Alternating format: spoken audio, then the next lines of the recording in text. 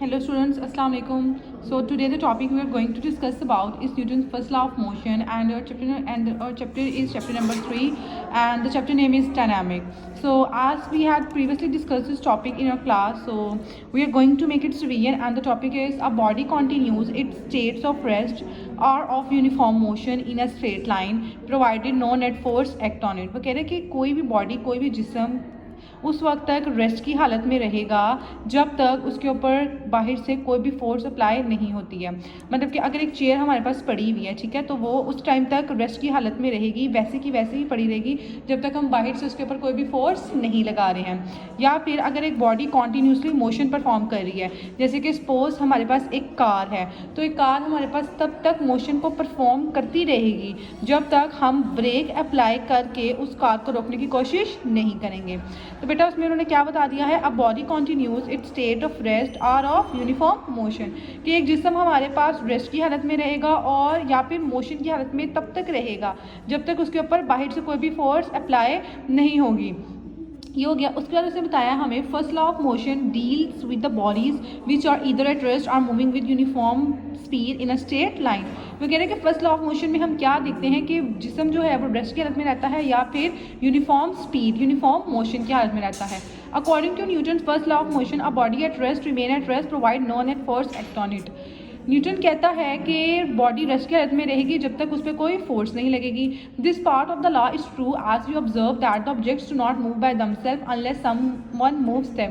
वो कह रहे हैं कि हम इस बात को नोट करते हैं कि वो तमाम ऑब्जेक्ट्स या हमारे इर्द गिर्द जितनी भी चीज़ें जो हैं जो कि बेजान हैं वो उस टाइम तक अपनी उसी हालत में रहती हैं जब तक हम उनके ऊपर बाहर से कोई फोर्स नहीं लगाते हैं। जैसे कि मिसाल के तौर पर वो हमें बता रहा है, a book lying on the table remains at rest as long as no net force act on it, कि एक किताब अगर एक टेबल के ऊपर पड़ी हुई है तो वह तब तक उसी हालत में रहेगी जब तक हम उसको फोर्स लगा के उस किताब को मूव करवाने की कोशिश नहीं करेंगे।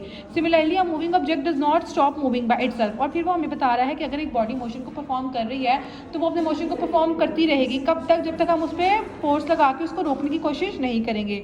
A ball rolled on a rough ground stops earlier than rolled on a smooth ground. वो कह रहे हैं कि सपोज करें आपके पास दो बॉल्स हैं, ठीक है, एक बॉल को आपने फेंका है रफ ग्राउंड के ऊपर और एक बॉल को आपने फेंका है स्मूथ ग्राउंड के ऊपर। It is because the rough surface offers greater friction. वो कह रहे हैं कि वो बॉल जो कि रफ सरफेस के ऊपर होगी, खुरदरी ज़मीन के ऊपर होगी, वो अपनी मोशन को जल्दी रोक देगी। क्यों? क्योंकि उसके अंदर ग्रेटर इफेक्शन लग रही है।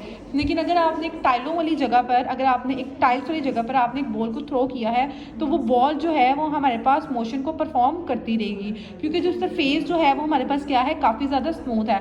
If there would be no force to pause the motion of a body then the moving body would never stop. अब वो बता रहा है कि जिस रफ सरफेस के ऊपर बॉल हमारे पास स्टॉप कर गई थी वो इसीलिए स्टॉप हो गई थी हमारे पास क्योंकि वहाँ पे हमारे पास क्या थी, फ्रिक्शन लग रही थी, फोर्स लग रही थी, जिसने उस बॉल की मूवमेंट को क्या कर दिया, रोक दिया।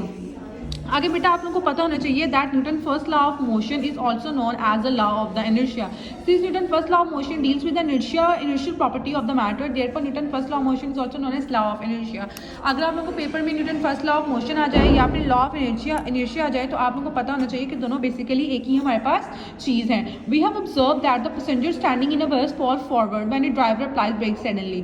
बेटा हमें बता रहा है कि अगर आप लोग नोट करें तो जब भी बस के बीच में ड्राइवर ब्रेक लगाता है गाड़ी को तो जितने भी पैसेंजर्स जो होते हैं वो आगे की तरफ धक्का खा के गिरते हैं, they always move in the forward direction. It is because the upper parts of the bodies tend to continue their motion. वो इस वजह से क्योंकि जो उनकी बॉडी के अपर पार्ट जो होता है वो मोशन को परफॉर्म कर रहा होता है, लेकिन जो उनकी बॉडी के लोअर पार्ट जो होते हैं वो रेस्ट की हालत में होता है। इसीलिए जब भी ब्रेक अप्लाई होती है तो जो भी बॉडी जो होती है वो हमारे पास फॉरवर्ड डायरेक्शन के बीच में जाके मूव करती है, ना कि बैकवर्ड डायरेक्शन में, क्योंकि जो बॉडी का अपर पार्ट जो है वो कॉन्टीन्यूसली मूव कर रहा होता है। अगर हमने किसी बस को पकड़ा हुआ है किसी भी स्ट्रिंग के साथ या किसी भी स्टैंड के साथ, और जो हमारी बॉडी का लोअर पार्ट मतलब कि जो हमारी लेग्स जो होती हैं वो किसकी हालत में होती हैं, रेस्ट की हालत में होती हैं। फिर उसके बाद हमें बता रहा है when a bus takes a sharp turn passengers fall in the outward direction. वो यही बता रहा है कि जब आप बस के बीच में एक टर्न लेते हैं, मतलब कि आपकी बस जा रही है और आपने वहाँ से टर्न लिया है, तो आपके पास क्या होगा कि पैसेंजर्स क्या करेंगे, मतलब कि बाहर वाली जगह पर, आगे वाली जगह पर जाकर गिनेंगे। It is due to the inertia that they want want to continue their motion in a straight line and thus fall outward. Inertia की वजह से वो हमेशा फॉरवर्ड डायरेक्शन में मूव करेंगे और स्ट्रेट डायरेक्शन में मूव करेंगे। आई होप कि आप लोगों को टॉपिक समझ में आ गया होगा, और बाकी जो भी आपकी क्वेरीज होंगी related to this topic we will try to discuss them in our next class. अल्लाह हाफिज़।